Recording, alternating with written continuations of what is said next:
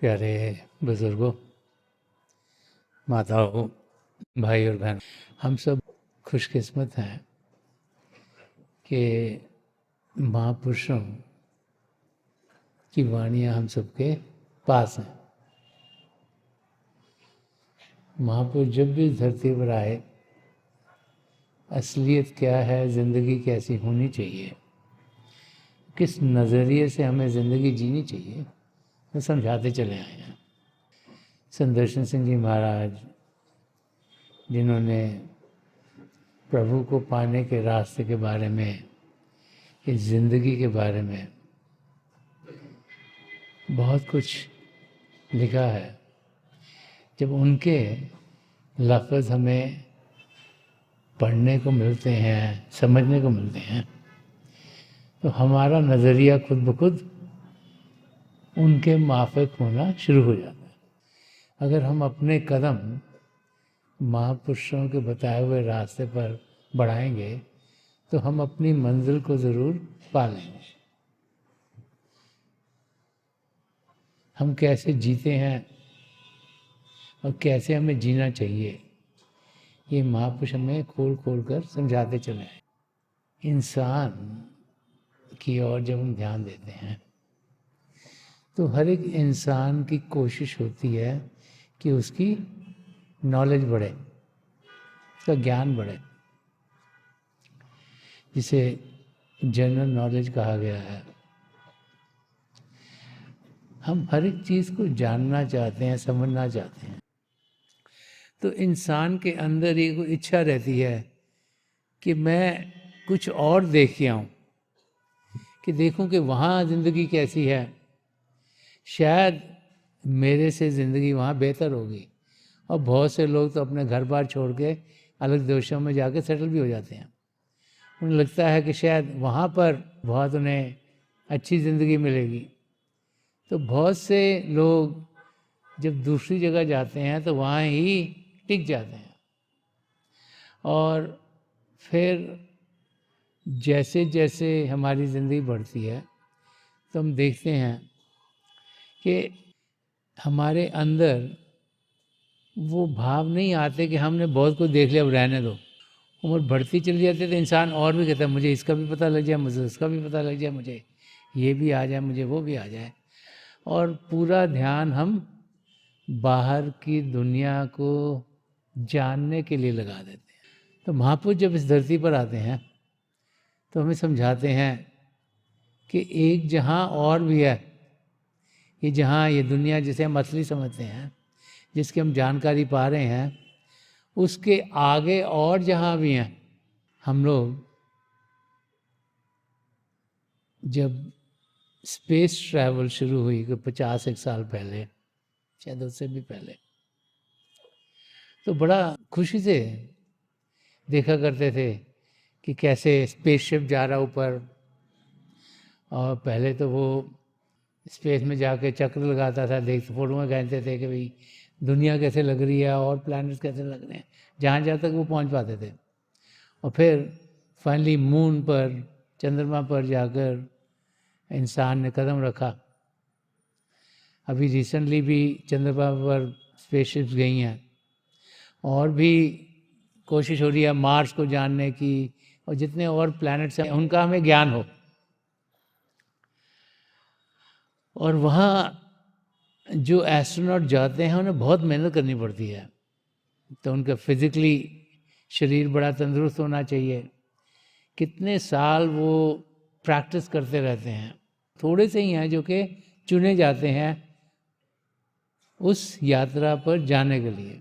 जब जाते हैं तो उनके स्पेसशिप के नीचे कोई रॉकेट होता है जो उनको एनर्जी देता है कि वो अंदर जाएं, जो स्पेस के एटमॉस्फेयर उसको पार कर पाएँ।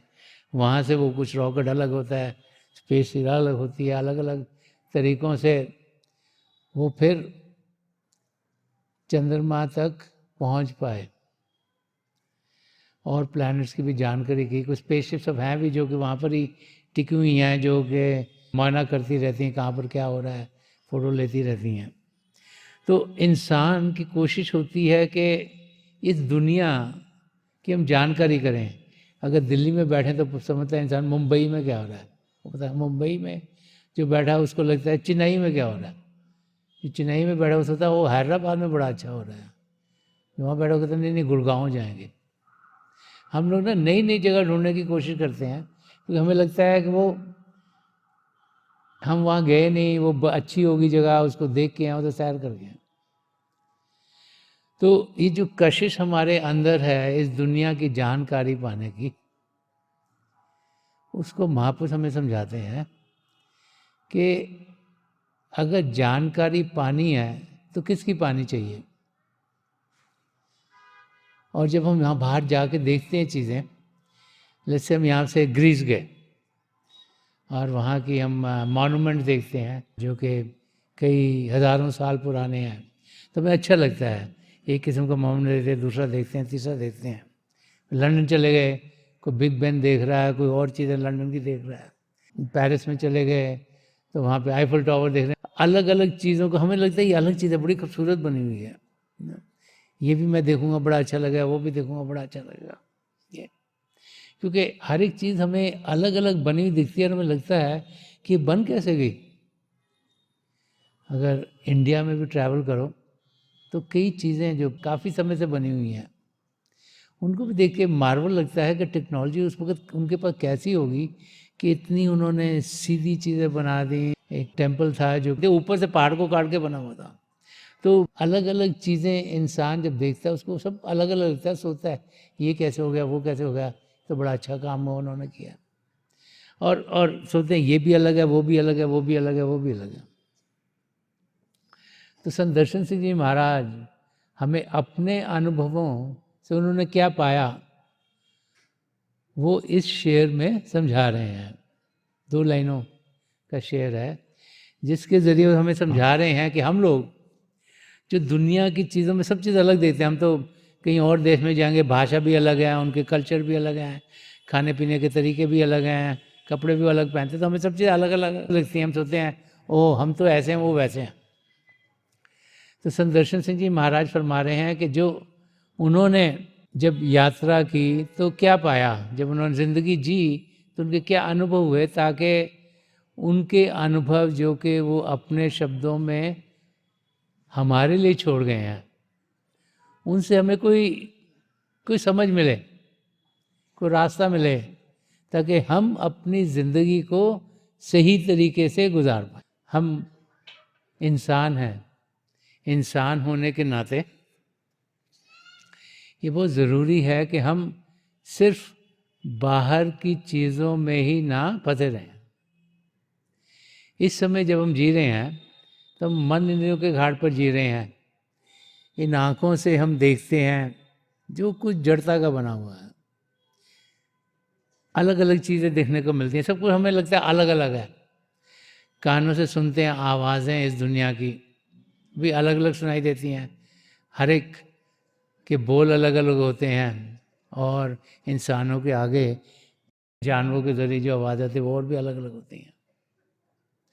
ऐसे ही नाक से हम सूंघते हैं, अलग अलग खुशबुएँ आती हैं, अलग अलग फूलों के अलग अलग खुशबुएँ हैं। ऐसे जो खाना खाते हैं, चखते हैं ज़बान से, वो भी अलग अलग है, हर एक का टेस्ट अलग अलग है, कोई नमकीन है, कोई मीठा है, कोई कड़वा है। और ऐसे ही जो स्पर्श की इंद्रिय है, कहीं पर भी बॉडी में हाथ लगाओ तो फीलिंग्स आती हैं कि ये सख्त चीज़ लगी कि नरम चीज़ लग गई है। तो हम सोचते हैं कि जो हमें अनुभव इन इंद्रियों के ज़रिए हो रहा है वो ही असली है, और उसमें हम सोचते हैं हर एक चीज़ अलग अलग है।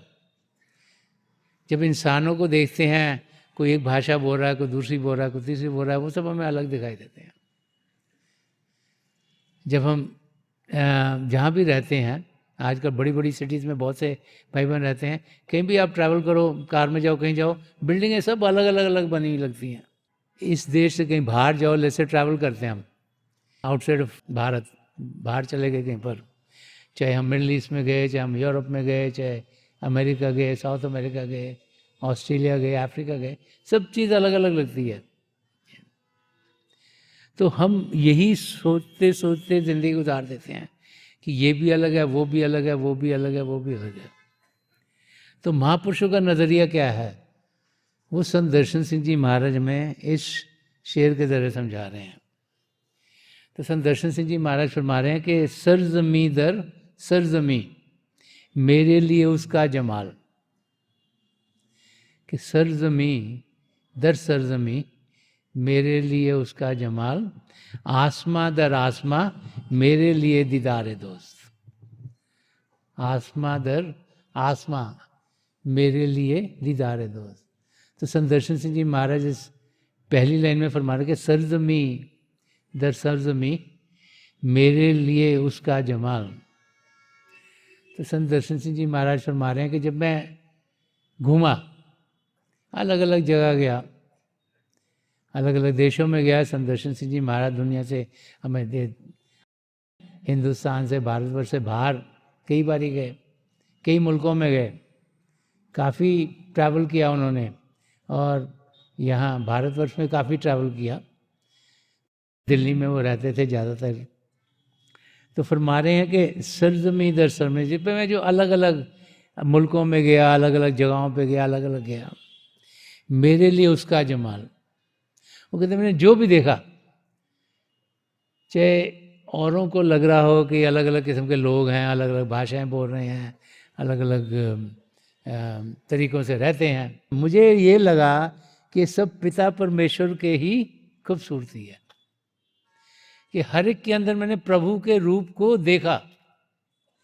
उन्होंने ये नहीं देखा कि ये इंसान कैसा लग रहा है, इसकी नाक कैसी है, इसकी आंखें कैसी, इसकी बॉडी कैसे दिख रही है।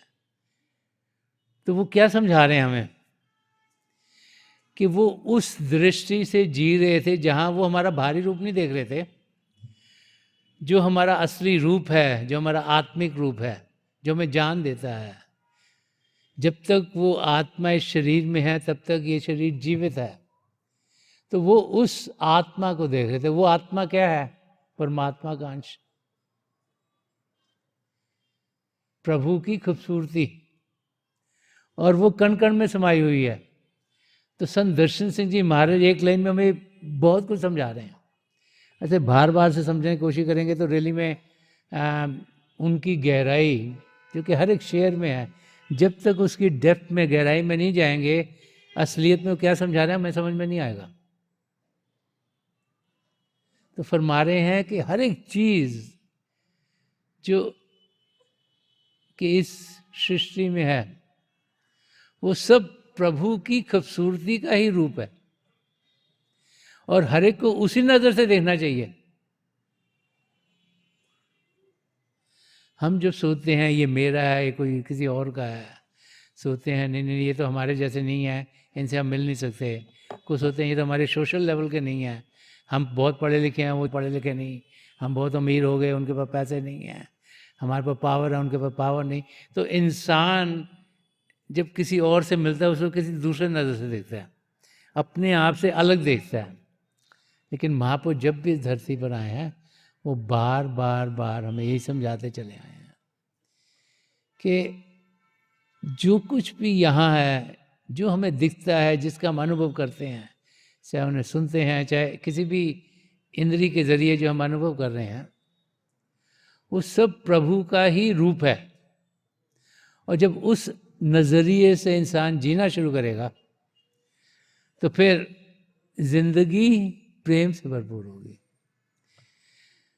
अगर हमें लगना शुरू हो जाए कि जिससे हम मेरे उसमें से प्रभु झांक रहे हैं, तो आप कितने आदर भाव से मिलोगे जब हम अपने धर्म स्थानों पर जाते हैं, चाहे हमारे मंदिर हों, चाहे मस्जिद हों, चाहे गुरुद्वारे हों, चाहे गिरजे हों, तो हम कितने आदर भाव से जाते हैं, कितने प्यार से जाते हैं, क्योंकि हमें लगता है कि पिता परमेश्वर वहाँ पर हैं।